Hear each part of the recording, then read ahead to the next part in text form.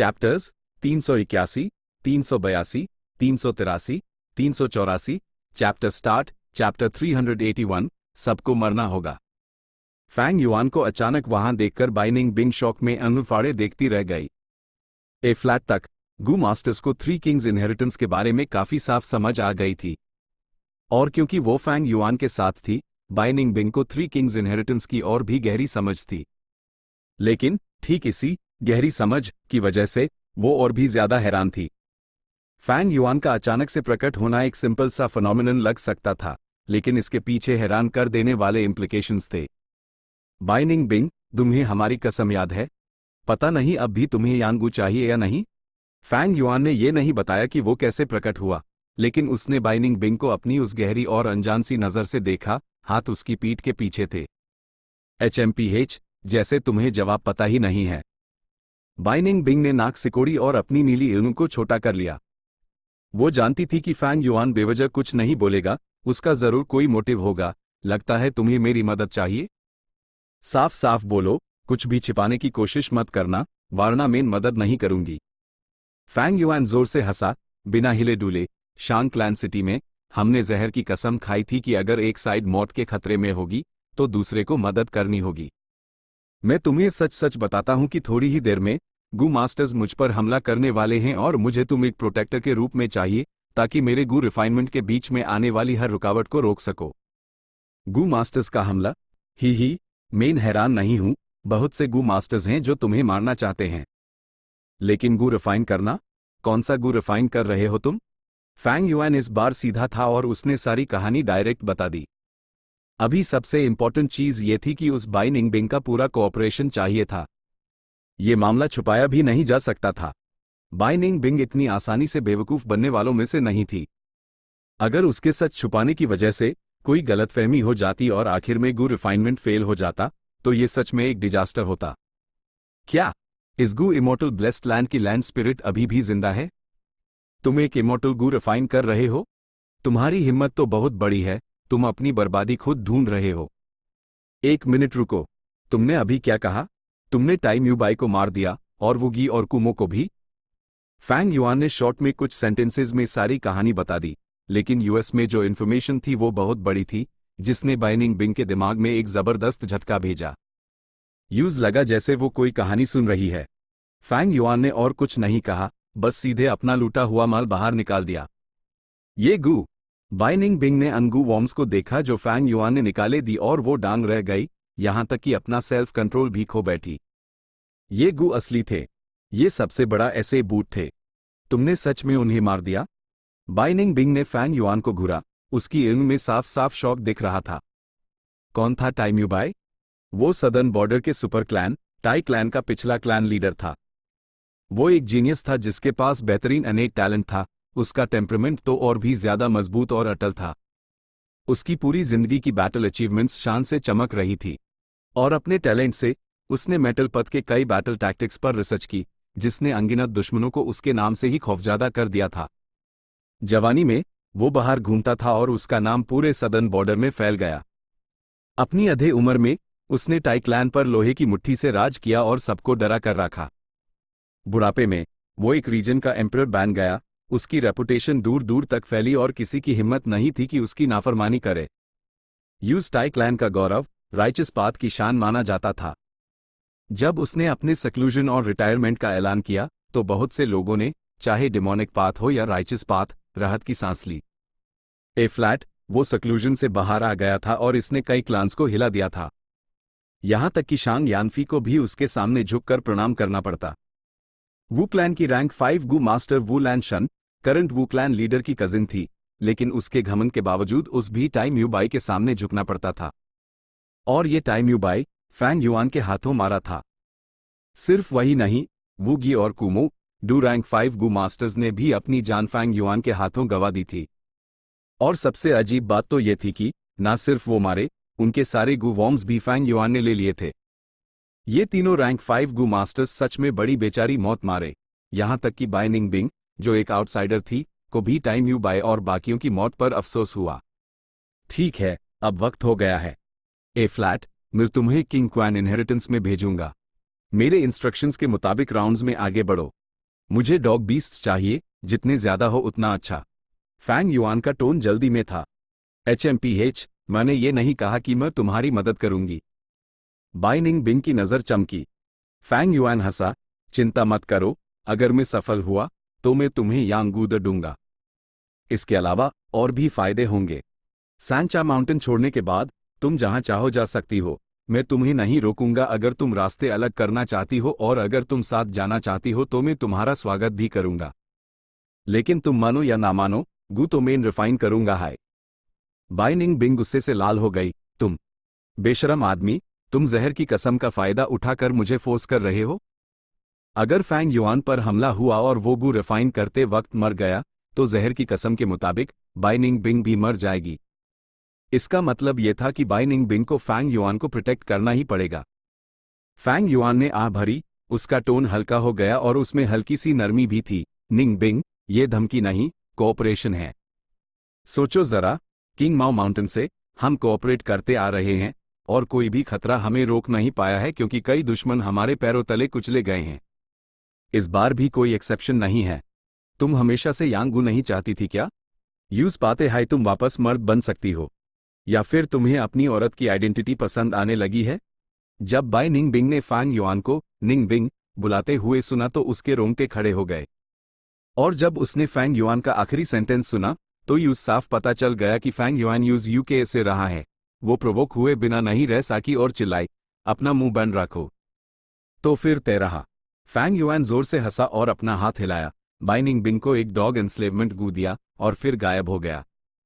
By Ning Bing के सामने का सीन भी अचानक बदल गया और यूज लैंड स्पिरिट ने किंग क्वैन इनहेरिटेंस के पहले राउंड में भेजे दिया। फैंग युआन अचानक वू लैंशन के सामने प्रकट हुआ। वू लैंशन को एक झटका लगा जब कोई अचानक उसके सामने आ गया। लेकिन वो एक मशहूर शख्सियत और एक शानदार रैंक 5 गू मास्टर थी। उसने सेकंड्स में अपने दिमाग को शांत कर लिया। लिटिल बीस्ट किंग, ये तुम हो। तुम इस जगह से आसानी से अंदर बाहर आ जा सकते हो। वू लैंशन ने एक कदम पीछे लिया, उसकी खूबसूरत एनों में तेज रोशनी चमकी। फैंग युआन ने अपनी छोटी उंगली से इशारा किया और एक बोन स्पीयर छोड़ दिया। पूछी। एक हल्की सी आवाज आई और बोन स्पीयर बिजली की तरह वू लैंशन के दिल के आर पार हो गया। वू लैंशन का फूल जैसा खूबसूरत चेहरा जैसे जम सा गया। उसने फैंग युआन को विश्वास न करते हुए देखा। तुम गू इस्तेमाल कर सकते हो? जैसे ही उसने ये कहा, उसकी ऑरा खत्म हो गई, जो उसकी मौत का इशारा था। एक और रैंक 5 गू मास्टर मारा गया, लेकिन फैंग युआन को उसके रैंक 5 गू नहीं मिले। जैसे हाई वू लैंशन मारी, एक रहस्यमयी रोशनी उसके शरीर से निकली और उसके तीनों रैंक 5 गू वॉर्म्स को लपेट लिया, स्पेस को चीरते हुए उन्हें दूर ले गई। फैंग युआन हैरान नहीं था। वो जानता था कि वो क्लैन के पास एक रैंक 6 इमॉर्टल गू है जिसका नाम नो लॉस गू है, जिसके पास अनमोल गू वॉर्म्स को वापस लाने की अजीब शक्ति थी। बेशक ये ब्लेस्ड लैंड रैंक 1 से 5 तक के गू वॉर्म्स को रोक सकती थी, लेकिन ये इमॉर्टल गू को नहीं रोक सकती थी। असल में कोई भी ब्लेस्ड लैंड इमॉर्टल गू की शक्तियों को नहीं रोक सकती। फैंग युआन ने बाकी के रैंक 4 गूलर लिए जो काफी कीमती थे। उसके बाद उसने बीस्ट प्लेसेंटर गू निकला और वू लैंशन का अपच निगल गया। ये चौथे रैंक 5 गू मास्टर का अपच था। बीस्ट प्लेसेंटर गू पोषित हो चुका था और एक नाजुक मिट्टी के बर्तन जैसा दिख रहा था और छूने पर चिकना फील दे रहा था। फैंग युआन ने यूज एनालाइज किया और पाया कि एप्टीट्यूड 75% तक बढ़ गया है। एप्टीट्यूड जितना ऊंचा होता जाता, उस बढ़ाना उतना ही मुश्किल हो जाता। शुरू में एप्टीट्यूड सीधे 40% तक बढ़ गया था जब बीस्ट प्लेसेंटर गू ने सिर्फ टाइम यूबाई का अपच निगला था। बाद में उसने वू गी, कुमो और वू लैंशन के एपचेस को एक के बाद एक निगला और सिर्फ 35% और बढ़ा पाया। ऑफ कोर्स इसका गू मास्टर के फाउंडेशन से भी लेना देना है। सैंचा माउंटेन पर कुल 5 रैंक 5 गू मास्टर्स हैं, लेकिन सिर्फ टाइम यूबाई, कुमो और वू गी हाई रैंक 5 पीक स्टेज पर हैं। उनमें से टाइम यूबाई का फाउंडेशन टाई क्लैन के बड़े रिसोर्सेज के साथ सबसे गहरा था। वू लैंशन और वांगसियो दोनों रैंक 5 अपर स्टेज पर हैं, और चू जिउ सिर्फ रैंक 5 इनिशियल स्टेज पर है। इन लोगों को मारने से शायद एप्टीट्यूड 10% और ना बढ़े। लेकिन चिंता की कोई बात नहीं, यहां बहुत से गू मास्टर्स हैं, ये हुओ, कॉन्ग्रीटियन और बाकी सबको मरना होगा। ... कॉप्स डॉग पूरा पर्पल होता है, उसकी स्किन हल्की सी सादी हुई है, उसकी कमर का निचला हिस्सा टेढ़ा है और उसके कील बाहर निकले हुए हैं। उन्हें काबू में करने के लिए इन डॉग्स का इस्तेमाल करो और तुम जरूर सफल होगी। बाएं रास्ता चुनो। अस राउंड का रिवॉर्ड 3 टास्क एट वंस गू है जो तुम्हारे बहुत काम आएगा। आगे तुम्हें एक हेवी टाई डॉग किंग का सामना करना पड़ेगा। वो बुरी तरह से घायल है लेकिन और भी ज्यादा खतरनाक है। यूज पकड़ने के लिए तुम्हें बहुत से डॉग्स की कुर्बानी देनी पड़ेगी। यह डॉग किंग पहले 20 राउंड्स में अकेला हेवी टाई डॉग किंग है। 22वें राउंड में वॉन्डरिंग हेवी टाई डॉग्स का एक बड़ा ग्रुप होगा। तुम हेवी टाई डॉग किंग का इस्तेमाल करके उन्हें सीधे रिक्रूट कर सकती हो बिना कुछ खोए। हर बार जब बाइनिंग बिंग एक राउंड पार करती, एक आवाज यूज गाइड करती। ये आवाज लैंड स्पिरिट की थी। इमोर्टल एसेंस कम था। लैंड स्पिरिट ने बाइनिंग बिंग को किंग क्वान इनहेरिटेंस में मूव किया और यूस्पा इमोर्टल एसेंस बर्बाद नहीं करना चाहती थी। बाइनिंग बिंग को हर राउंड खुद ही पार करना था। लेकिन भले हाई लैंड स्पिरिट का ब्लेस्ड लैंड पर कंट्रोल बिल्कुल नीचे गिर गया था, वो 3 किंग्स इनहेरिटेंस के कंटेंट्स के बारे में बिल्कुल साफ थी। यूज बाइनिंग बिंग को गाइड करने में लगभग कोई इमोर्टल एसेंस नहीं खर्च हो रहा था, लेकिन बाइनिंग बिंग के लिए ये बहुत बड़ी मदद थी, जैसे कोई अंधेरे सुरंग में एक रोशन लैंटर्न बाइनिंग बिंग को रास्ता दिखा रहा हो। बाइनिंग बिंग हर राउंड में सबसे अच्छा चुनाव कर पा रही थी और उसकी ताकत एक स्नोबॉल की तरह बढ़ती जा रही थी। आगे तुम्हारा सामना एक गू मास्टर से होगा जो तुम्हारा ओपोनेंट होगा। लेकिन चिंता करने की जरूरत नहीं, उसने अभी अभी एक बड़ी लड़ाई लड़ी है और उसके पास बस कुछ हाई डॉग बीस्ट्स बचे हैं। तुम उस आसानी से खत्म कर पाओगी। इस वक्त मैं यूज कैद कर लूंगा और जब तुम उस मारकर उसके गू ले लोगी, तुम अपने गू वॉर्म्स की संख्या को काफी बढ़ा सकती हो। लैंड स्पिरिट ने फिर से गाइड किया। बाइनिंग बिंग ने सर हिलाया और धीरे धीरे धुंध से बाहर निकली। ये तुम हो। उसका ओपोनेंट यूज देखकर साफ साफ हैरान था। बाइनिंग बिंग भी डांग रह गई। ये शख्स कोई और नहीं बल्कि वही था जिसने इनहेरिटेंस में घुसने से पहले उसके और फैंग युआन के लिए मुश्किलें पैदा करने की कोशिश की थी। यह क्लैन का यंग क्लैन लीडर ये लुओटियन। यून लुओटियन ने घमंड से नाक सिकोड़ी। तुम्हारा नाम बाइनिंग बिंग है ना? तुम्हारी किस्मत खराब है जो तुम मुझसे टकरा गई। तुम्हारे पास मेरे आधे डॉग्स भी नहीं हैं। उसने अपनी बात पूरी भी नहीं की थी कि वो रुक गया। उसकी ईर्ष्या बड़ी हो गई और उसके गले से एक अजीब काका की आवाज निकली जैसे किसी मुर्गे का गला दब गया हो। बाइनिंग बिंग के पीछे की धुंध से एक के बाद एक बड़ी संख्या में डॉग बीस्ट्स बाहर निकले। लगातार चैप्टर 382 मारना जारी रखो। नामुमकिन। तुम्हारे पास इतने सारे डॉग बीस्ट्स कैसे हो सकते हैं? यून लुओटियन चिल्लाया, बाइनिंग बिंग की तरफ इशारा करते हुए। वो कांप रहा था। उसका एक्सप्रेशन ऐसा था जैसे उसने कोई भूत देख लिया हो। बाइनिंग बिंग के आसपास के जानवरों की संख्या उसकी कल्पना से भी परे थी। कितने राउंड्स हुए हैं? एक रैंक 5 गू मास्टर भी इतनी संख्या तक नहीं पहुंच सकता। यून लुओटियन जितना जोर से चिल्ला सकता था चिल्लाया ताकि अपने दिल के डर को बाहर निकाल सके। तुमने जरूर कोई लूपहोल कंट्रोल किया है। तुमने चीटिंग की है। तुमने चीटिंग की, तुम बेशरम बदमाश। यून लुओटियन का आपा पूरी तरह से खो गया था। उसके पास अब यू क्लैन के यंग क्लैन लीडर वाला एटीट्यूड नहीं था। बाइनिंग बिंग ने हल्के से आ भरी। यू लुओटियन सही था। उसने बिल्कुल सही बात पकड़ी थी। ये सच था, उसने चीटिंग की थी। और ये ब्लेस्ड लैंड की स्पिरिट थी जिसने उसकी मदद की थी। लैंड स्पिरिट के गाइडेंस में यूज किंग क्वान इनहेरिटेंस से गुजारना बहुत आसान लग रहा था, जैसे वो छुट्टी पर हो। ये बिल्कुल पार्क में टहलने जैसा था। जब वो अकेले इनहेरिटेंस एक्सप्लोर कर रही थी तब उसने जो मुश्किलें झेली थी, उसके मुकाबल ये बिल्कुल उल्टा था। चीटिंग करने का ये अजीब सा एहसास शब्दों में बयान नहीं किया जा सकता। अगर ऐसा करने का मतलब नीच होना है, तो मैं इससे भी ज्यादा नीच बनना पसंद करूंगी। ही। बाइनिंग बिंग ने जोश में आते हुए अपने हाथ हिलाए। Woof woof woof. अनगिनत कुत्तों ने उसके कमांड्स पाए और बाद के पानी की तरह आगे बढ़े। यून लुओटियन की नजर में वो कुत्तों का एक समंदर देख सकता था जो सुनामी की तरह उसकी तरफ बढ़ रहा था। उसने अपने दांत पीस लिए। बाइनिंग बिंग, ज्यादा इतराओ मत। एक बार मैं बाहर निकल गया, मैं सबके सामने तुम्हारी पोल खोल दूंगा। तुम इतना बड़ा राज जानती हो, हर कोई इंटरेस्टेड होगा, खासकर वो रैंक 5 गू मास्टर्स। हा, तुम खत्म हो गई। ये कहते हुए उसने एक टोकन निकला और उसे इस्तेमाल किया। लेकिन कुछ नहीं हुआ। यून लुओटियन शॉक में था। उसने फिर से एक्टिवेट किया। क्या हुआ? ये काम क्यों नहीं कर रहा? मैंने इसे पिछली बार इस्तेमाल किया था और मैं तुरंत बाहर ट्रांसपोर्ट हो गया था। उसकी नजर चमकी और उसके दिल में एक बुरा एहसास पैदा हुआ, जिससे उसका चेहरा बेचैन हो गया। उसने एक और अनयूज्ड टोकन निकला। वो यू क्लैन का यंग क्लैन लीडर था, उसके पास उस बचाने के लिए 2 टोकन थे। लेकिन इस बार भी कोई असर नहीं हुआ। टोकन ने काम करना बैंड कर दिया था। यून लुओ टियन अपनी एड़ फाड़े टोकन को घूरता रहा, उसके माथे पर पसीना आ गया। बाइनिंग बिंग की कुत्तों की सेना ने यूज घेर लिया था और उसके कुत्तों के ग्रुप को काटना शुरू कर दिया था। ये कैसे हो सकता है? मुझे अभी बाहर भेजो। यून लुओ टियन की सांसें तेज हो गई। वो टोकन को पागलों की तरह इस्तेमाल कर रहा था, लेकिन कोई फायदा नहीं हुआ। आह! वो चिल्लाया, उसका खूबसूरत चेहरा डर से बिगड़ गया। उसके बाल बिखरे हुए थे और उसकी एड़ गुस्से में लाल सांड जैसी हो गई थी। ये तुम हो, तुमने ये किया है ना? जरूर तुमने ही किया है। तुमने टोकन को बेकार कर दिया, ही, क्या कमाल के तरीके हैं तुम्हारे। लेकिन ये साफ समझ लो, मैं महान यू क्लैन का यंग क्लैन लीडर हूं। अगर तुमने मुझे मारा, तो तुम यू क्लैन से दुश्मनी मोल लोगी। पूरा यू क्लैन तुम्हें नहीं छोड़ेगा। यून लुओ टियन अपने डर से उभरा और बाइनिंग बिंग पर चिल्लाया। यह क्लैन के यंग क्लैन लीडर के रूप में उसका घमंड उस संभाल रहा था। उस घुटने टेक कर अपनी जान की भीख मांगने नहीं दे रहा था, बल्कि वो और भी ज्यादा घमंडी हो रहा था। लेकिन ऐसा एटीट्यूड बाइनिंग बिंग के सामने बिल्कुल बेकार था। मेन टाई क्लैन से भी नहीं डरती, क्या मैं तुम्हारे छोटे से यो क्लैन से डरूंगी? बाइनिंग बिंग ने हंसी उड़ाई।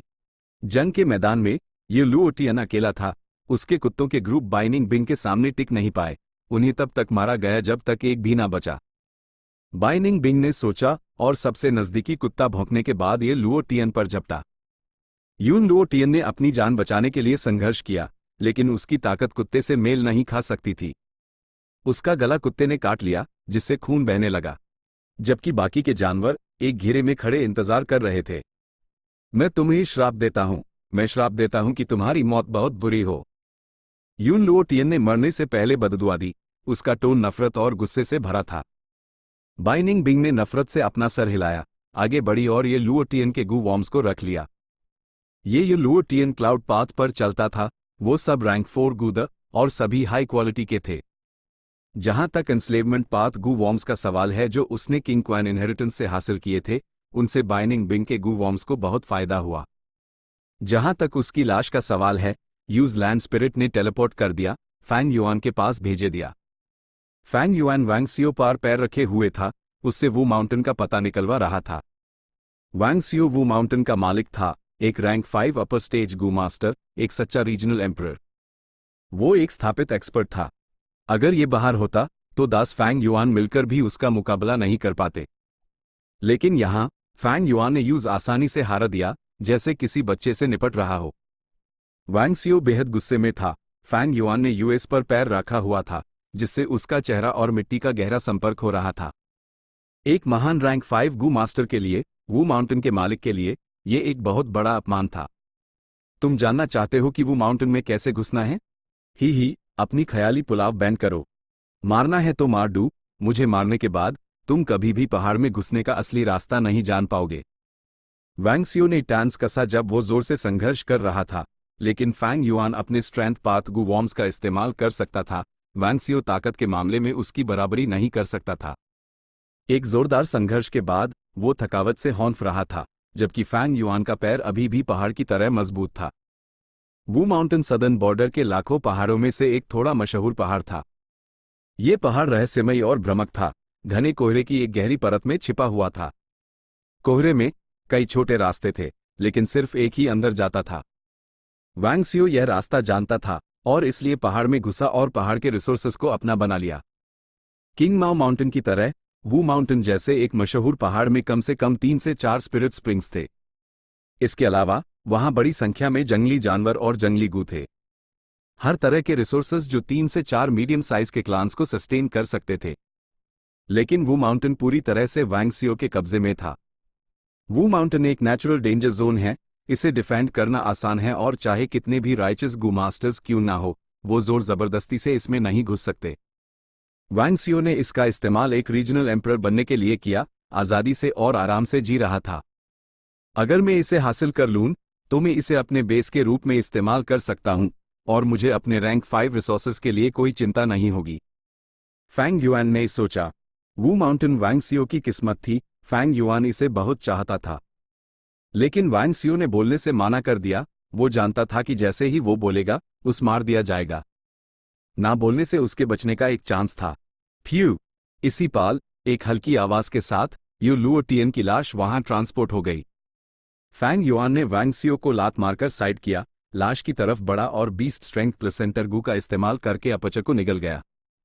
ये तो वो है, वो यू क्लैन का यंग लीडर। वांग सियो ने ये लुओ टियन को पहचान लिया और फैंग युआन को बीस्ट स्ट्रेंथ प्लेसेंटर गू का इस्तेमाल करते हुए भी देखा, उसका दिल ठंडा पड़ गया। फैंग युआन साफ तौर पर गू रिफाइन करने के लिए लोगों को मार रहा था। ये गू एपर्चर्स निगल सकता है, अच्छा नहीं है, मेरा एपर्चर यून लुओ टियन से कहीं ज्यादा कीमती है। यह बीस्ट स्ट्रेंथ प्लेसेंटर गू ऐप चिकना और साफ हो गया था, जैसे एक खूबसूरत चीनी मिट्टी का बर्तन। लेकिन वांग सियो की नजरों में यह बेहद खतरनाक और रहस्यमयी था, एक शैतानी एहसास दे रहा था। फैंग युआन को अपनी तरफ आते देख वांग सियो चिल्लाया, रुको रुको, हम बात कर सकते हैं। मैं तुमसे वादा कर सकता हूं कि मैं तुम्हें पहाड़ में जाने का असली रास्ता दूंगा, लेकिन तुम्हें मेरी सुरक्षा की गारंटी देनी होगी। मेरे पास एक पॉइजन वागू है।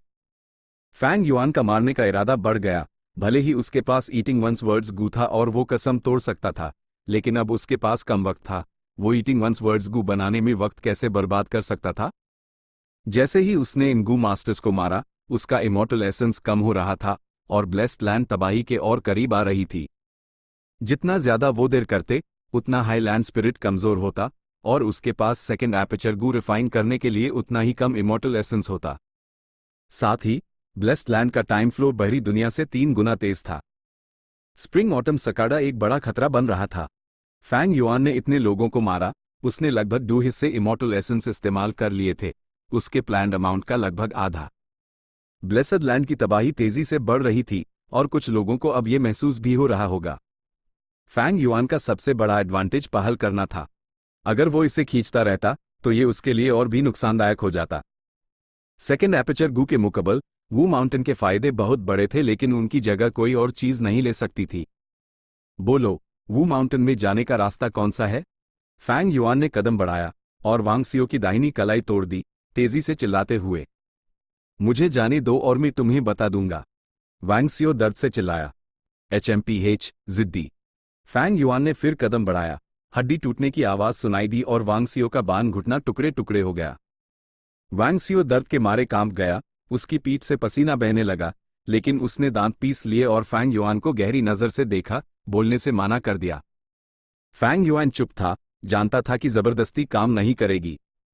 वांग सियो एक पीढ़ी का एक्सपर्ट था। उसका नेचर क्रूर और बेरहम था, अपने दुश्मनों पर कभी रहम नहीं करता था, लेकिन खुद पर भी सख्त था।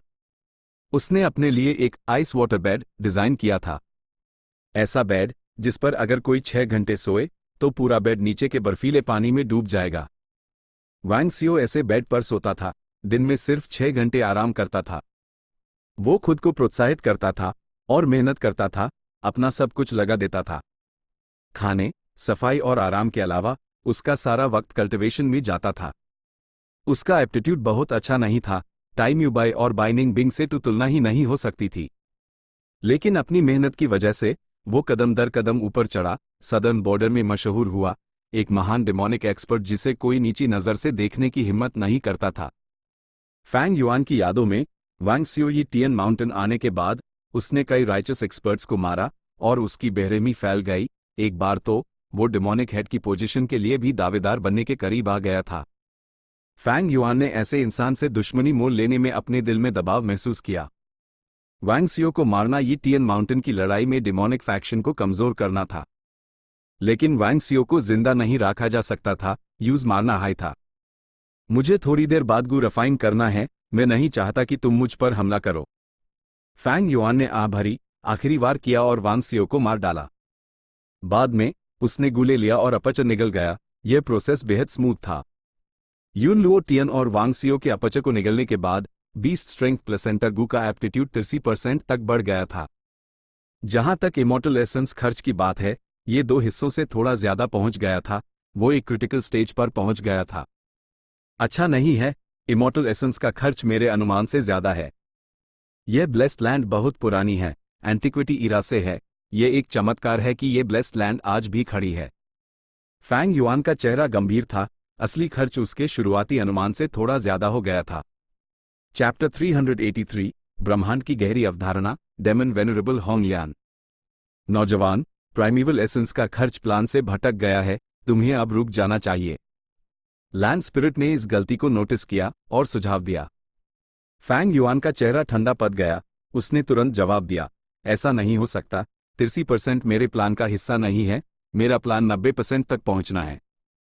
जिंदगी में ज्यादातर चीजें किसी की इच्छा के अनुसार नहीं होती। हमें सब कुछ कैसे मिल सकता है जो हम चाहते हैं? नौजवान, तुम लालच से अंधे हो गए हो, तुम अपनी समझदारी खोने लगे हो। लैंड स्पिरिट ने शांति से कहा। फैंग युआन ने अपने दिल में गाली दी, लैंड स्पिरिट की मदद के बिना वो इमॉर्टल एसेंस का इस्तेमाल नहीं कर सकता था। लैंड स्पिरिट पहले से ही रुकने का सोच रही थी, फैंग युआन को यूज मनाना था। बागी, फैंग युआन ने कुछ गंदी हवा बाहर छोड़ी, अपना टोन नरम करते हुए, प्राइमेवल एसेंस का खर्च थोड़ा सा बढ़ जाना कोई बड़ी बात नहीं है। मेरे प्लान में हमारे पास कुछ एक्स्ट्रा एसेंस था। फैंग युआन ने इमॉर्टल एसेंस को 16 हिस्सों में प्लान किया था। उनमें से 8 गु रिफाइनमेंट के लिए थे, 4 थ्री किंग्स इनहेरिटेंस को बनाए रखने के लिए और 3 हिस्से से थोड़ा ज्यादा गु मास्टर्स को मारने के लिए। आखिरी थोड़ा सा हिस्सा कुछ भी होने की स्थिति में स्पेयर रखा गया था। फैंग युआन का नेचर सावधान था, उसने इतने लंबे समय से इसकी प्लानिंग की थी, भला उसके पास बैकअप प्लान कैसे नहीं होता? लेकिन लैंड स्पिरिट मानी नहीं, भले ही वो बची हुई यादों से बनी थी, उसके पास बुद्धि थी और वो सोच सकती थी। नौजवान, तुम्हारी गिनती गलत है। क्या तुमने कभी सोचा है कि गु रिफाइनमेंट प्रोसेस फेल हो सकता है? ऐसा हो ही नहीं सकता कि तुम्हें कोई दिक्कत ना आए, एक बार तुम फेल हुए तो तुम इमॉर्टल एसेंस बर्बाद कर दोगे। 8 हिस्से गु रिफाइन करने के लिए यह मिनिमम रिक्वायरमेंट थी, वो आखिरी थोड़ा सा इमॉर्टल एसेंस इसलिए है ताकि तुम कई कोशिशों में उस बर्बाद कर सको। ए फ्लैट, जब तुम इस थोड़े से हिस्से को भी इस्तेमाल करना चाहते हो, अगर तुम रिफाइनमेंट में थोड़ा सा भी फेल हो गए तो सेकंड एपिचर का रिफाइनमेंट सफल नहीं होगा। लैंड स्पिरिट ने जवाब दिया। फैंग युआन अंदर से बेचैन था, उसने अभी तक टेस्ट पास नहीं किया था और वो ब्लेस्ड लैंड का मालिक नहीं था, वो सीधे लैंड स्पिरिट को कमांड नहीं दे सकता था। अगर लैंड स्पिरिट ने कोऑपरेट करने से माना कर दिया तो वो कुछ नहीं कर सकता था। ब्लेसड लैंड में अभी भी एक रैंक 5 गु मास्टर और कई रैंक 4 एक्सपर्ट्स बचे हुए थे, ये सब उसके लिए बाद में इमॉर्टल गु रिफाइन करते वक्त बड़ा बनेंगे। फैंग युआन का अभी इन लोगों को मारना अपने भविष्य के दुश्मनों को खत्म करना था, खुद को बचाने के लिए। लेकिन ब्लेस्ड लैंड में बचा हुआ इमॉर्टल एसेंस बहुत कम था, फैंग युआन को ध्यान से सोचकर और प्लान करके इसका इस्तेमाल करना था। साथ ही यूज ब्लेस्ड लैंड के इंस्पेक्शंस का भी सामना करना था। नौजवान, रिस्क लेना बैंड करो। अगर तुम जिद करते रहे तो मैं तुम्हारे साथ कोऑपरेट नहीं करूंगा, मैं तुम्हारा एग्जामिनेशन चांस भी छीन लूंगा और ये मौका दूसरों के लिए छोड़ दूंगा। लैंड स्पिरिट का टोन सख्त था। ये सुनकर फैंग युआन ने गहरी सांस ली। लैंड स्पिरिट्स बहुत जिद्दी होते हैं, इस सिचुएशन में लैंड स्पिरिट को मनाना लगभग नामुमकिन था। हम बाकियों को छोड़ सकते हैं, लेकिन यूएस रैंक 5 गु मास्टर को मरना ही होगा। वो सदर्न बॉर्डर के 4 महान डॉक्टर्स में से एक है, उसके पास एक बड़ा नेटवर्क और रिश्ते हैं, हमें सुरक्षित रहने के लिए उस खत्म करना ही होगा। फैंग युआन ने जोर देकर कहा। रिफाइनमेंट के दौरान तुम्हारी सुरक्षा के लिए तुमने पहले से ही उस नौजवान लड़की को इस्तेमाल करने का प्लान बनाया है, बीस्ट ग्रुप्स के साथ मिलकर वो उन्हें थोड़ी देर के लिए रोक सकती है। साथ ही मैं अपनी जान जोखिम में डालकर तुम्हें बचाऊंगा। सबसे इंपॉर्टेंट चीज तुम्हारे गु रिफाइनमेंट की सफलता या असफलता है। लैंड स्पिरिट ने फैंग युआन का सुझाव ठुकरा दिया। फैंग युआन का चेहरा गहरा हो गया। आखिरी रैंक 5 गु मास्टर चू जियू, जिसे किलर गोस्ट डॉक्टर के नाम से जाना जाता है, भले ही उसकी बैटल स्ट्रेंथ अनोखी नहीं थी, लेकिन उसका प्रभाव बहुत बड़ा था। अपनी पिछली जिंदगी की यादों में वो ये टियन माउंटेन गया और डिमोनिक फैक्शन में शामिल हो गया। आगे उसने तीसरा इन कंट्रोल पोजीशन हासिल की। उसके एक इशारे पर अनगिनत गु मास्टर्स इकट्ठे हो गए। उसके इलाज से डिमोनिक फैक्शन को कम मौत और चोटें आए, उनका मराल बढ़ गया और इसने राइचस पथ के लिए बड़ी समस्याएं पैदा की। जब तक शांग यानफी ने डॉक्टर सुशो को नहीं बुलाया डिवाइन डॉक्टर शेंगशो के साथ मिलकर, तब तक वो चूजियो की शान को दबा नहीं पाए। यी टियन माउंटेन की लड़ाई ने सबको चूजियो की काबिलियत दिखा दी। किलर गोस्ट डॉक्टर भी सार्वजनिक रूप से 4 महान डॉक्टर्स के प्रमुख के रूप में माना जाने लगा। यी टियन माउंटेन को राइचस पाथ ने कब्जे में लेने के बाद चू जियू को पकड़ लिया गया और वू क्लैन के लीडर ने उसके टैलेंट की कदर की और उस भारती करना चाहा। लेकिन चू जियू ने झुकने से माना कर दिया, शांग यानफी और डॉक्टर सुशो को गालियां दी, उनके कुछ पुराने इतिहास को उजागर किया, जिससे गुस्से और शर्मिंदा शांग यानफी ने यूज वहीं पर मार दिया। कोई भी रैंक 5 गू मास्टर एक जीनियस होता है, उन्हें कम नहीं आंका जा सकता। यह गू मास्टर्स आम लोगों से निकलकर इतने क्रूर माहौल में मॉर्टल रेल्म के शिखर पर पहुंच सकते थे। कई एलिमिनेशन राउंड से बचकर वो सभी हीरोज या चैंपियंस थे। जैसे ही उसने सोचा कि चू ज्यू जैसा इंसान गू रिफाइनमेंट के आखिरी चरण में हमला कर सकता है, फैंग युआन को आराम नहीं मिला। भले ही मेरी कल्टीवेशन रैंक 4 अपर स्टेज है और मेरी कल्टीवेशन स्पीड हैरान कर देने वाली है, इस बड़े मंच पर मैं अभी भी बहुत कमजोर हूं। मैं इन रैंक 5 गू मास्टर्स का मुकाबला नहीं कर सकता। अगर मेरे पास मेरी पिछली जिंदगी की रैंक 6 कल्टीवेशन होती तो चाहे कितने भी रैंक 5 आ जाते, मैं उन सबको पशुओं की तरह मर सकता। फैंग युआन ने अंदर ही अंदर आह भरी। तुम अब भी किसी को मारना चाहते हो? नामुमकिन, मैं इसकी इजाजत नहीं दूंगा। इमॉर्टल एसेंस इस तरह बर्बाद नहीं किया जा सकता, हमें इसका ज्यादातर हिस्सा गू रिफाइनमेंट के लिए बचाना होगा। लैंड स्पिरिट ने फैंग युआन का अनुरोध सुना और तुरंत यूज रिजेक्ट कर दिया। डिमोनिक गू मास्टर्स सब ऐसे ही होते हैं, उन्हें रिस्क लेना पसंद है। हाय नौजवान, इतने एक्सट्रीम मत बानो। इस दुनिया में तुम्हें क्या लगता है राइचस पाथ क्यों फूल रहा है और डिमोनिक पथ को दबा रहा है? ये इसलिए है क्योंकि डिमोनिक पथ बहुत एक्सट्रीम, बहुत लालची है और खुद को खतरे में डालना पसंद करता है। राइचस पाथ स्थिरता, धीरे और स्थिर पहाड़ की तरह अटल रहने का पीछा करता है। बागी, तुम गलत हो। डिमोनिक पाथ के सदस्यों की जिंदगी कठिन होती है, उन्हें एक्सट्रीम कदम उठाने पर मजबूर किया जाता है। अगर वो हर दिए गए मौके पर सबसे बड़े लाभ के लिए नहीं लड़ते और रिस्क नहीं लेते, तो वो कैसे कल्टिवेट कर पाते? वो राइचस पाथ से कैसे मुकाबला कर पाते? लालच, स्वार्थ, एक्सट्रीम होना और रिस्क लेना, ये सब डिमोनिक पथ के जीने के नियम हैं। जब तक फायदा काफी हो, तो क्या हुआ अगर हमें रस्सी पर चलना पड़े? एक गलत कदम से खेल खत्म, नामुमकिन को मुमकिन बनाना, यही डिमोनिक पथ का रोमांच है। डिमोनिक पाथ के सदस्य की जिंदगी शराब की तरह है, तेज और लुभावनी। फैंग युआन ने जोर से फटकार लगाई। लैंड स्पिरिट ने ऐसे शब्द सुने और लगातार रहें भरी। नौजवान, डिमोनिक नेचर तुम में बहुत गहराई तक बस चुका है, तुम अब वापस नहीं मुड़ सकते। भविष्य में ये तुम्हें बर्बादी की तरफ ले जाएगा। अगर स्वर्ग पाप करे तो यूज माफ किया जा सकता है, लेकिन अगर इंसान खुद पाप करे तो वो मरने के लायक है। फैंग युआन जोर से हंसा। हाँ, बागी, तुम बहुत भोले हो। पाप क्या है? पाप करना मतलब मरने के लायक होना। ये तो सिर्फ कमजोरों की भोली और लाचार उम्मीद है। वो ऐसी विचारधारा फैलाते हैं, उम्मीद करते हैं कि लोग इसका पालन करेंगे ताकि इन कमजोरों की रक्षा हो सके। जहां तक मेरी बात है, मैं एक ऐसा इंसान बनना चाहता हूं जो पाप करता है, फिर भी आजादी से घूम सकता है और दुनिया की यात्रा कर सकता है। एक डिमोनिक है जो जीवित प्राणियों का संहार करता है और जो कुछ भी मैं हासिल कर सकता हूं उसका आनंद लेता है। मैं न सिर्फ गू मास्टर्स को मारना चाहता हूं, मेन सेकंड एपर्चर गू को रिफाइन करने में भी सफल होना चाहता हूं और सबसे बड़ा विजेता बनना चाहता हूं। बागी, ये महसूस करो, तुम्हें क्या लगता है ये क्या है? ये कहते हुए फैंग युआन ने स्प्रिंग ऑटम सकाडा को एक्टिवेट किया और पहली बार उसकी ऑरा को दुनिया में बाहर लीक किया। लैंड स्पिरिट हैक बक्का रह गया। ये एक रैंक 6 इमॉर्टल गू की ऑरा है। ऐसा लगता है यह स्प्रिंग ऑटम सकाडा है। स्प्रिंग ऑटम सकाडा इस दुनिया का 7वां रहस्यमय गू है। तुम सिर्फ एक मोर्टल हो, तुम्हारे पास ऐसा इमॉर्टल गू कैसे हो सकता है? लैंड स्पिरिट को मारने के लिए फैंग युआन ने एक डीएएवी खेला और स्प्रिंग ऑटम सकाडा के अस्तित्व को उजागर कर दिया।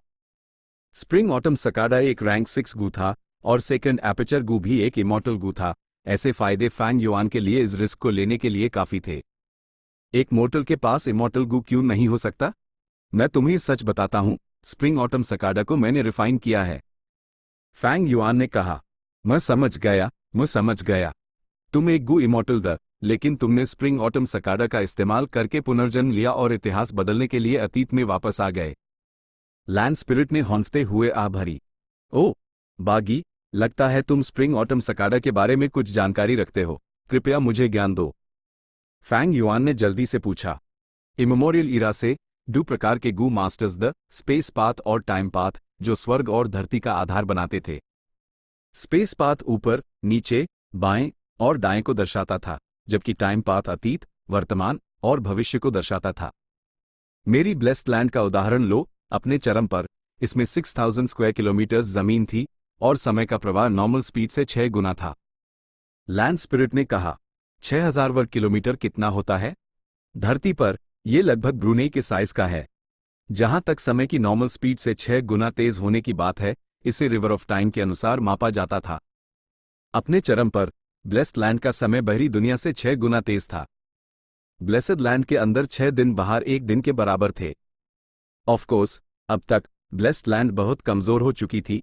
न सिर्फ उसके इलाके ज्यादातर नाश हो चुके थे, बल्कि समय का प्रभाव भी सिर्फ 3 गुना तेज था। इस दुनिया में कई अलग अलग ब्लेस्ड लैंड्स थी और साइज और समय का प्रवाह सब अलग अलग थे।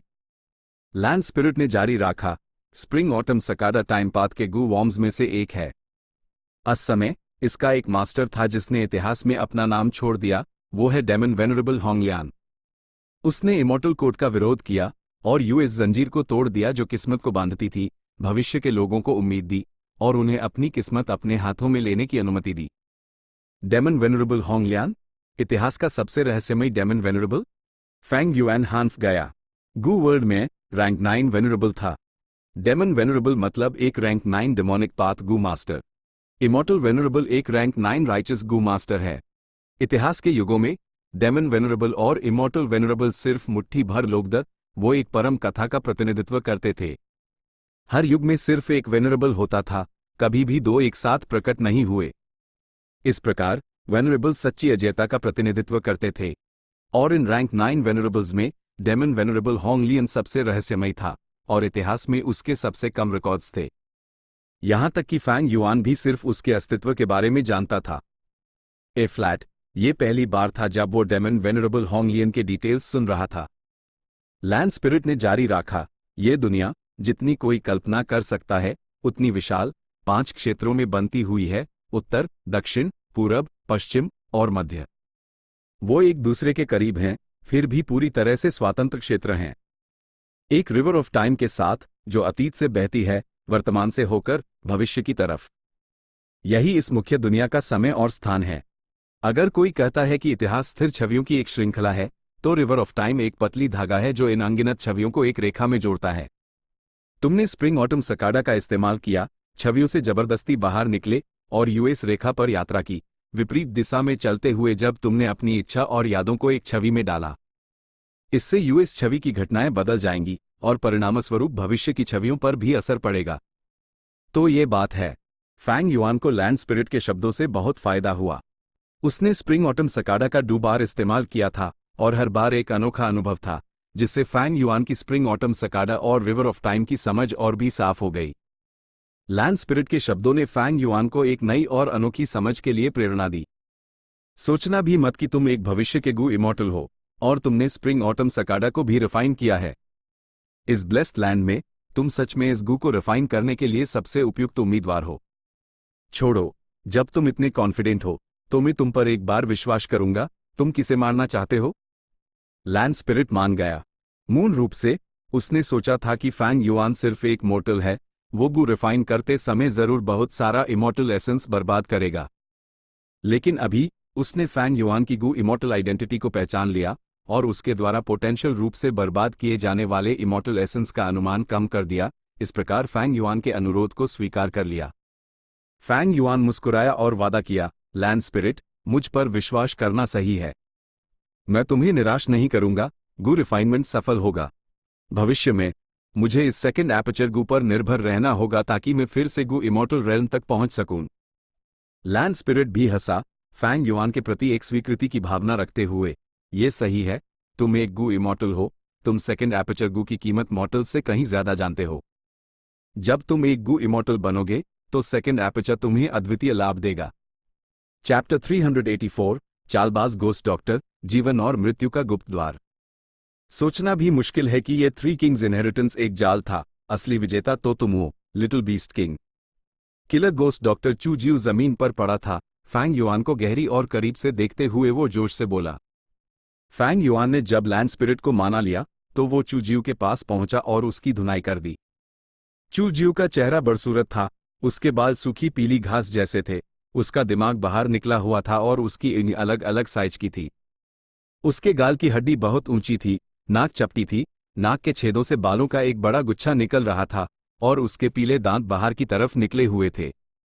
लेकिन उसकी नज़र बहुत जटिल थी, उसके पास एक ऐसी चाल चलने की क्षमता थी जो आम इंसान के पास नहीं हो सकती। लिटिल बीस्ट किंग, मैं तुम्हारे बारे में जानता हूं, तुम्हारे पास महान प्रतिभा है। एक आवारा से तुम इस हद तक बड़े हो, मैं तुम्हारी बहुत प्रशंसा करता हूं। तुम्हारे मुकाबले मैं बस कुछ साल ही बड़ा हूं। जब मैं जवान था, मेरे पास ऐसी उपलब्धियां नहीं थी। तुम इंसानों में एक ड्रैगन हो, तुम अंत में आसमान तक उड़ोगे और दुनिया में आज़ादी से घूमोगे।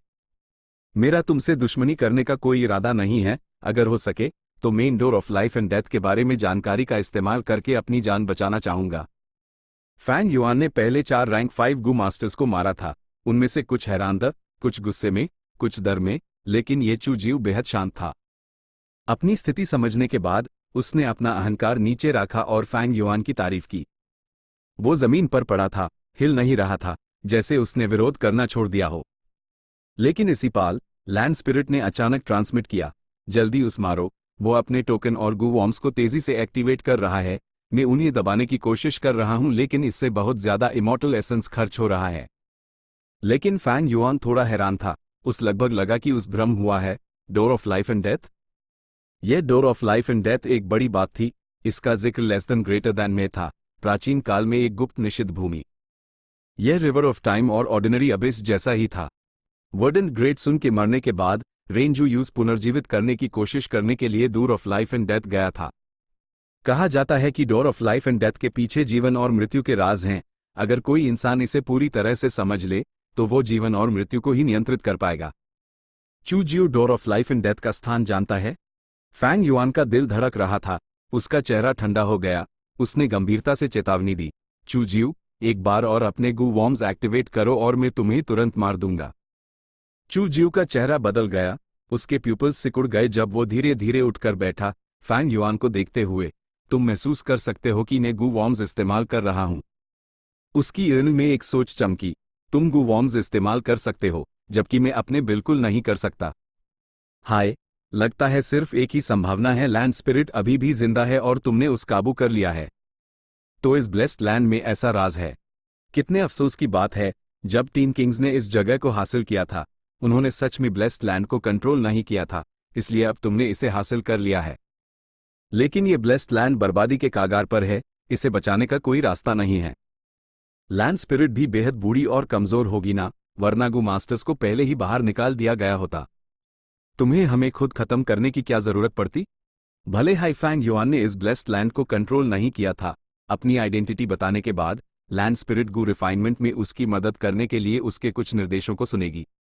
चू जियो 100 साल से ज्यादा का था, वो बूढ़ा और चालबाज था, उसने आसानी से सिनेरियो का अंदाजा लगा लिया। जब तुम ब्लेस्ड लैंड को कंट्रोल करते हो तो मैं इस बेमतलब के काम से परेशान नहीं होऊंगा। जब तक तुम मेरी जान बचाओगे, जो तुम्हें मिलेगा वो तुम्हारी कल्पना से परे होगा। चू जियो ने कहा, अपनी गुप्त हरकतें बैंड करते हुए। फैंग युआन बिना इनकार किए हंसा, door of life and death के बारे में बात करो। तुम स्थान जानते हो? Door of life and death river of time से कम नहीं एक निश्चित जमीन है, अंदर एक बहुत बड़ा क्षेत्र है जो मुख्य दुनिया के 5 क्षेत्रों को दर्शाता है। कहा जाता है कि अंदर कई अनोखे और प्राकृतिक गू वॉर्म्स हैं, जैसे लाइफ गू और डेथ गू।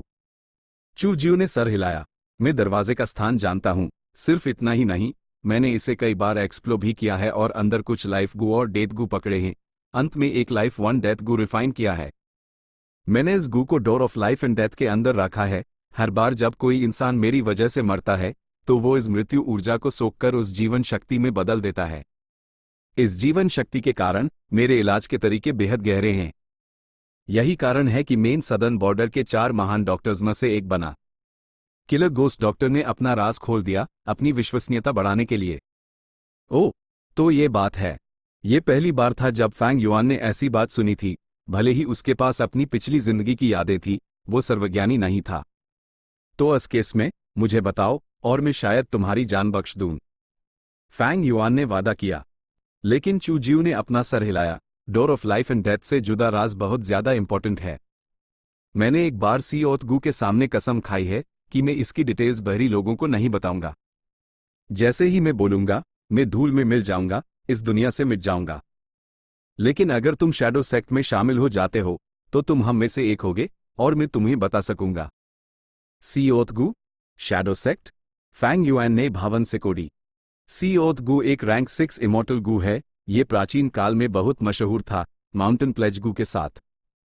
माउंटेन प्लेज और सी ओथ यह पॉइजन वाव गू की तरह काम करते थे, लेकिन पॉइजन वाव गू एक खर्च होने वाला गू था, जबकि इन दोनों इमोर्टल गू को बार बार इस्तेमाल किया जा सकता था।